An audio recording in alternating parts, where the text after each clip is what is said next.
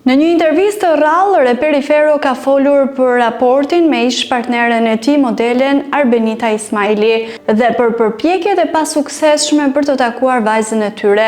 Unë nuk kam dashur asnjëherë me fol keq për të, sepse ajo është nëna e vajzës time, tha ai, duke theksuar se edhe për njerëzit që e njohin nga afër ka pasur gjithmonë vetëm fjalë të mira.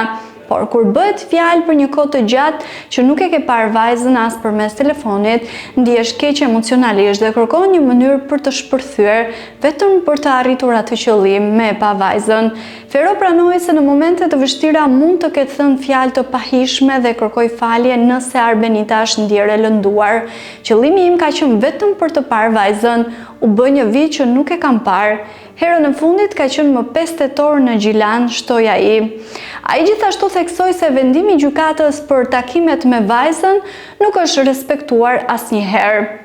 Sipas vendimit të gjykatës, unë kisha të drejtë ta takoja në javën e parë dhe të tretë, 4 ditë në muaj, por ky vendim nuk është zbatuar kurrë. Kam dërguar çdo ditë emaile prokurorisë dhe Ministrisë së Drejtësisë vetëm për të parë vajzën, deklaroi Fero. Intervista e tij vjen në një periudhë të tensionuar mes dy ish partnerëve, duke sjellë për herë të parë një formë më të qetë dhe reflektues nga ana e reperit.